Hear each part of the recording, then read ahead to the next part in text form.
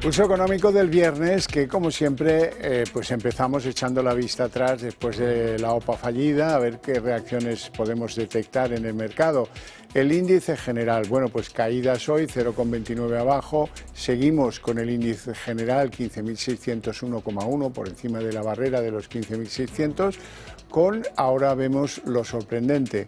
El banco que ha fracasado en la OPA planteada, el BBVA, lidera las subidas con 5,98 arriba, Celnex 2,02 arriba y AENA 1,50 arriba. En el lado del rojo, aquí viene la paradoja. Si el BBVA es el que más sube, el Sabadell es el que más baja. Y baja 6,78. En segundo lugar, Indra 4,71 abajo y en tercer lugar, IAG, que se deja en la sesión 3,93. Y a continuación les voy a adelantar algunos titulares de lo que va a ser nuestra tertulia de análisis económico, la que mantenemos aquí con los mejores expertos cada tarde para que ustedes no se pierdan detalle.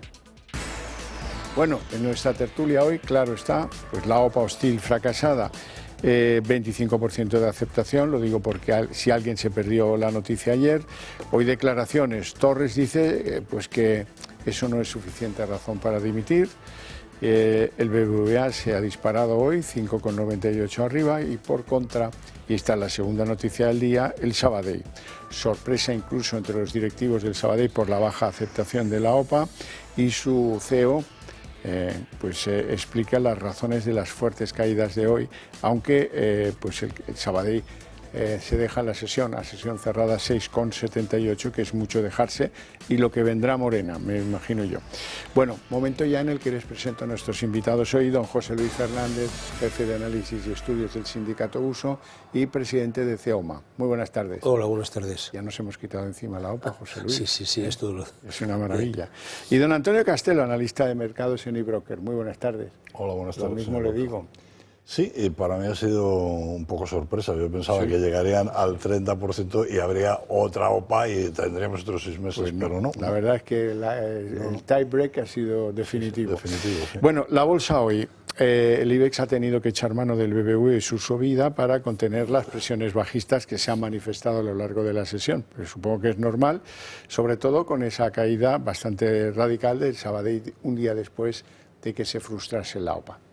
José Luis. Bueno, yo creo que es una reacción, no sé si lógica o no, pero no tampoco es ilógica, desde el punto de vista que en la medida que el BBVA sale directamente anunciando que va a hacer un programa de recompra de acciones, que va a pegar un dividendo extraordinario y que va a cuidar mucho más a sus accionistas, pues hombre, pues a pillar, ¿no? Antes de que eso se... Y por tanto, decir, la acción sube porque hay gente que quiere entenderla, y sobre todo en la medida que va a hacer un programa de recompra, va a reducir el número de acciones y automáticamente se va a revalorizar, con lo cual es una cosa realmente razonable.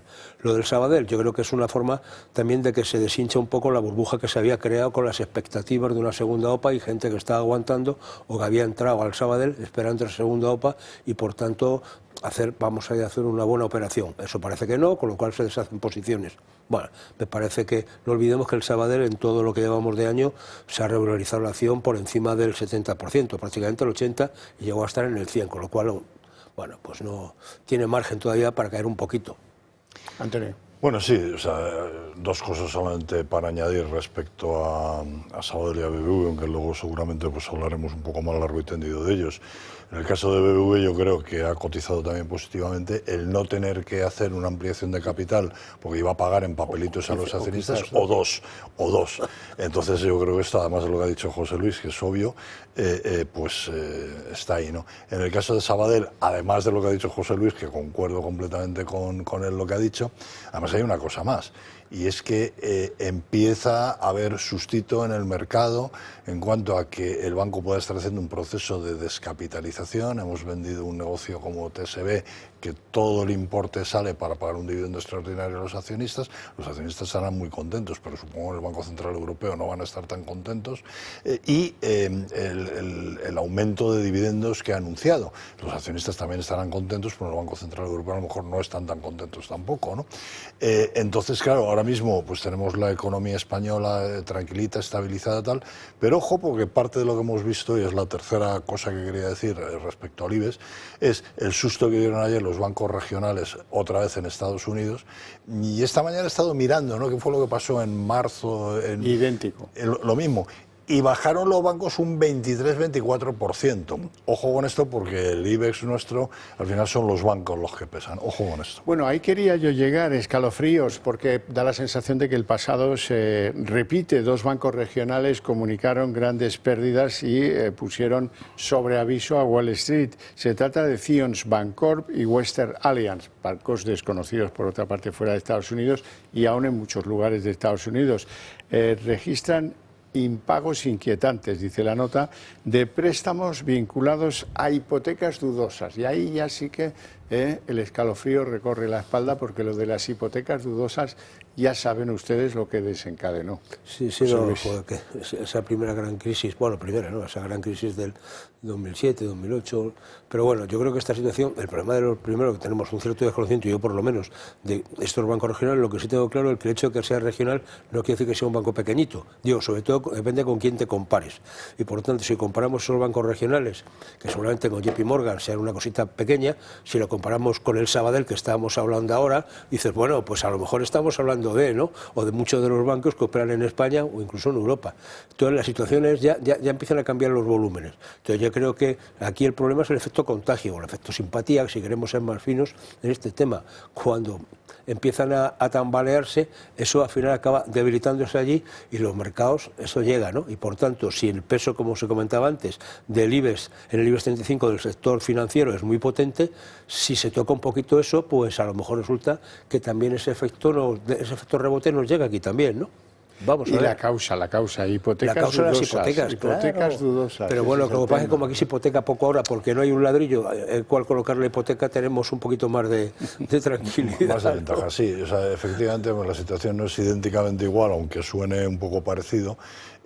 Y ahí al final lo que el mercado sigue pensando es que va a llegar papá, mamá, Reserva Federal, y va a poner la pasta igual que la puso en el año 2023. Y bueno, y eso está bien, pero es que va a llegar un momento en el que yo creo que los bancos centrales ya no van a poder aguantar toda esta historia. ¿No? El otro día aquí fue Damon, ¿no?, de JP, dijo el tema de las cucarachas, ¿no? Si ves una cucaracha, bueno, si ves dos cucarachas, cuidado porque puede haber más cucarachas, ¿no? Entonces se le cayó, le dieron muchos palos y tal, pero cuidado. Hablemos de Europa. Simplemente que Trump no es el mismo que está, o sea, quiere decir que Trump está ahí y es un tipo imprevisible ante este tipo de situaciones y cómo quiere, entre comillas, coloquialmente hablando, mangonear en la Reserva Federal, con lo cual yo creo que las situaciones también no son idénticas a las que había hace unos años. No. Hablemos de Europa. La inflación en la eurozona está en máximos desde abril, 2,2% en el promedio de los países del euro. No es grave, pero sí refleja una tendencia hacia arriba. Bueno, a mí el 2,2 en el conjunto de la eurozona no me preocupa mucho, porque estaríamos rozando el objetivo del 2. Me preocupa más cómo ha contribuido a ese incremento del 2,2 el 3% que tenemos aquí, que me parece que esto es lo que siempre vamos un poco a remolque, ¿no? Es decir, cuando parece que la inflación se controla en Europa, aquí se nos descontrola. Cuando aquí parece que baja, en Europa sube y entonces somos los campeones. Llevamos el pie cambiado. Un 3% en España es mucha inflación, sobre todo con los niveles salariales con los que estamos moviendo. El informe del otro día sobre las situaciones de pobreza y riesgo de pobreza y pobreza infantil que salía de la propia Unión Europea era escalofriante, ¿no? Hablaba de un 25% de personas en España, que estamos hablando en torno a más de 12 millones de personas que están en situación de riesgo de pobreza, es decir, por debajo de ese umbral que es la mediana del salario medio, ¿no? O sea, del salario. Entonces dice, oiga, eso, y que haya prácticamente más del 12% de pobreza infantil, y que la pobreza infantil es que sus padres son pobres, porque los niños son pobres porque su familia es pobre, o sea, que estas situaciones, y cómo en todos estos factores influye el tema de la vivienda. Entonces, esta subida del 3% me parece que, por ejemplo, uno que es pensionista se me ha comido la subida de la pensión de este año, ¿eh? el 3%. O sea, que ojo con este tipo de situaciones que pueden ayudar en nuestro país, que me preocupa más que el conjunto de la eurozona, que oye, yo estoy encantado de que vaya bien, pero yo esto, vamos a ver las cosas un poquito más de proximidad, vamos a mirarlo me preocupa bastante, ¿no? Es decir, que entremos en una situación de que muchas familias se colapsen económicamente porque no tengan capacidad de respuesta ante esta subida de precios.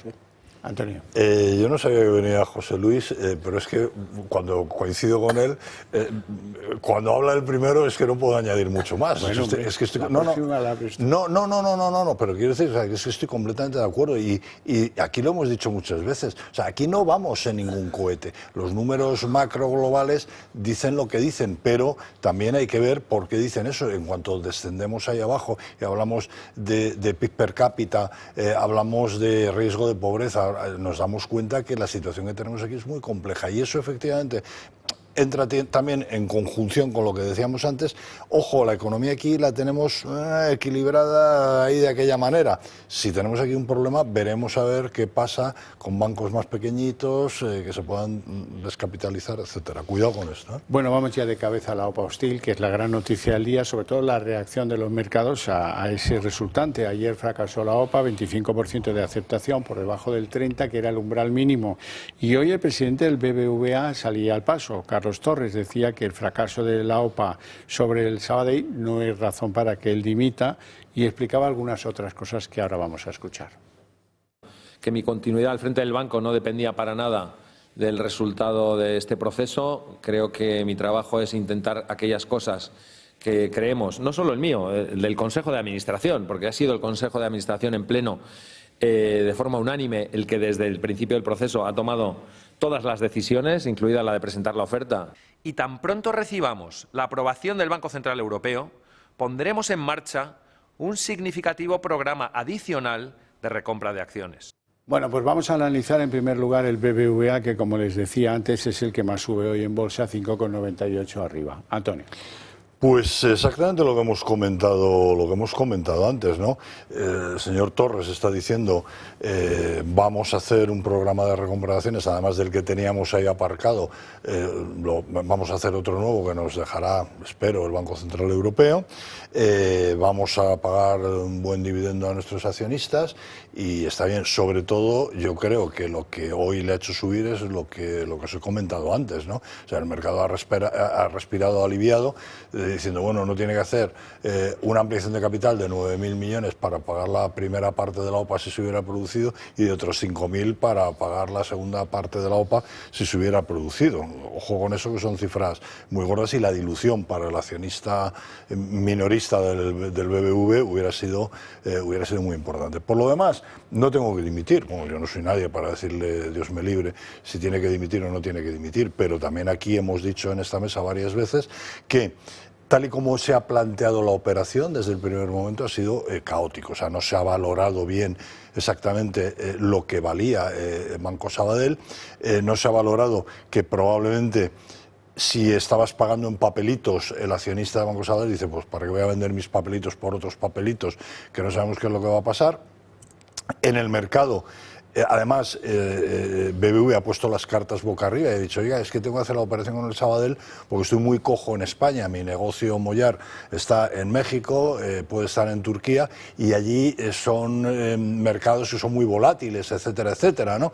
Entonces, vamos a buscar algo más. Bueno, ¿y ahora qué va a hacer usted? O sea, ¿no lo va a contar? ¿Qué es lo que va a hacer?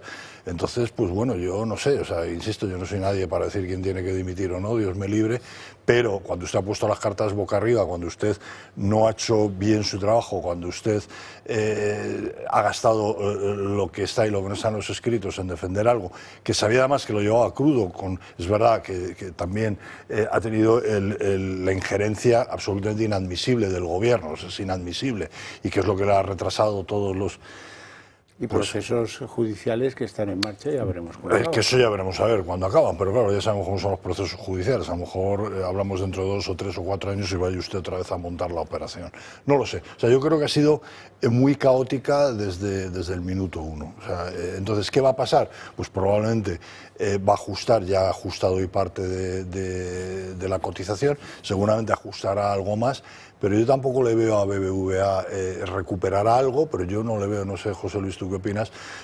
Subiendo, disparándose para igualarse, porque BBVA había subido creo un 40 y tantos %, que es la mitad de lo que había subido el resto de la banca española. No, bueno, yo creo que aquí, vamos a ver, es que esto es, claro, ahora todo, digamos, a todo lo pasado, decir o no decir, ya ha fracasado la OPA, bien, ¿no? Es decir, hombre, lo que está claro que quien ha dirigido teóricamente la operación, alguna responsabilidad supone que tiene. No se la voy a pedir yo, se tendría que pedir primero su Consejo de Administración y sus accionistas, o incluso la responsabilidad colegiada, vamos a llamarlo así, del propio Consejo de Administración.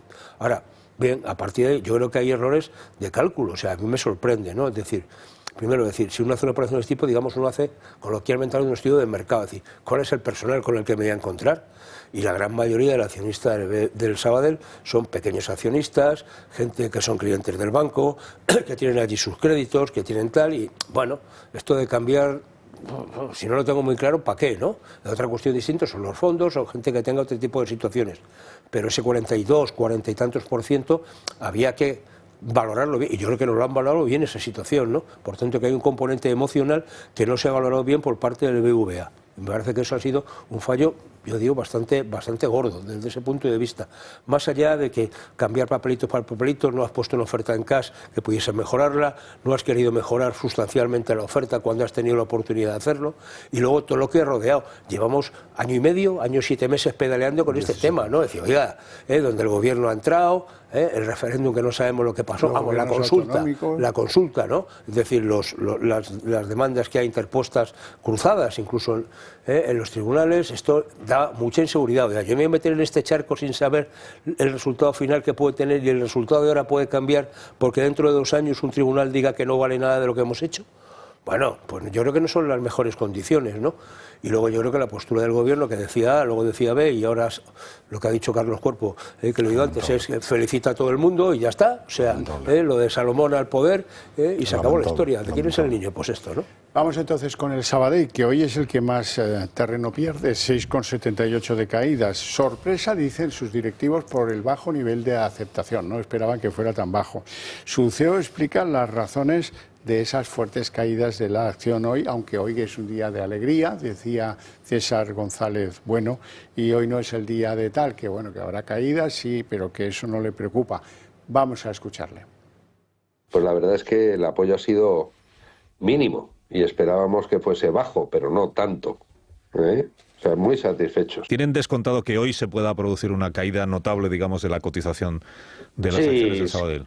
Sí, porque, vamos a ver, son las profecías de autocumplimiento. Vamos a ver cómo acaba el día, vamos a ver mañana, pero no nos vamos a poner tensos en ningún caso, porque el valor a largo plazo y a medio plazo y a corto plazo de este proyecto pues es indudable. Bueno, Antonio. Pues también lo hemos dicho antes, o sea, ¿por qué caen las acciones de Banco Sabadell? Pues porque, bueno, al quitar, digamos, esa hipotética presión compradora, pues lógicamente por detrás empiezan a perderse cosas. Pero también por el tema que hemos comentado aquí en varias ocasiones. Empieza a haber gente que está preocupada por ese proceso de descapitalización para defenderse por parte del Banco Sabadell. Vendemos una parte del negocio importante como este SEBI, que además te da un poquito de perspectiva en otros mercados, te ayuda a diversificar lo que tienes aquí en España, y después de haberlas pasado canutas durante años, ahora que lo tienes en rentabilidad, lo vendes, no sé si por un precio muy adecuado, pero en cualquier caso eso no te lo dejas de reserva, eso ¡pam!, se lo pagas a los accionistas, vas a aumentar los dividendos. Y aquí en esta casa me atrevo a decir una cosa que no me he atrevido a decir hoy en otras casas, porque lo dicen que soy como soy, pero vamos a ver, supongo que algún político puede llegar a Banco Sabadell y decir, oye, ¿tú has visto lo que yo te he ayudado durante todo este tiempo? Necesito un crédito para...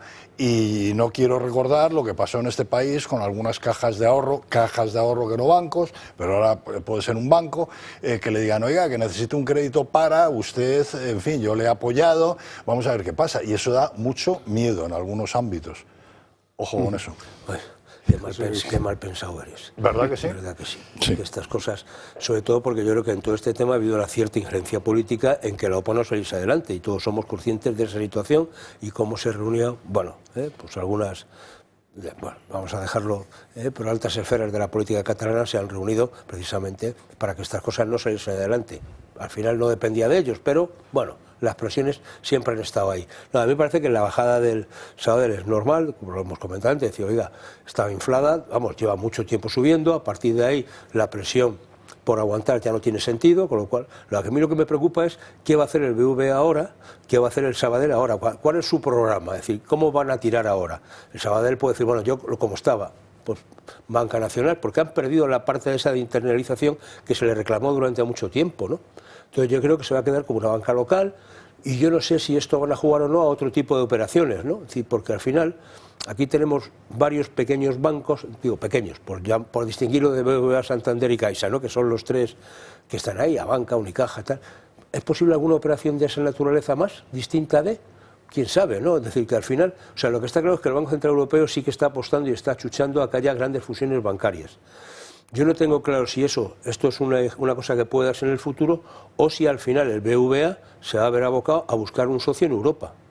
Que yo no descarto ese tipo de situaciones también, porque lo que se está planteando, y yo creo que eso tiene que salir adelante, es crear grandes entidades financieras europeas para competir con el mercado americano. Yo siempre pongo el mismo ejemplo. Las tarjetas de crédito que habitualmente utilizamos todos, su matriz está en Estados Unidos, no está en Europa.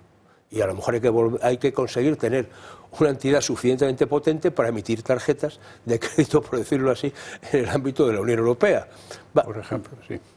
Bueno, hoy ha habido una reunión interesante, llamativa, porque el fondo BlackRock, el más grande del mundo, o uno de los más grandes del mundo, da igual, que estaba presente en los dos bancos, en el BBVA y en el Sabadell. Se ha reunido con gente del Banco Santander y con gente del Banco Central Europeo para poner en común las cosas que no les han gustado de la OPA hostil que se ha planteado en España.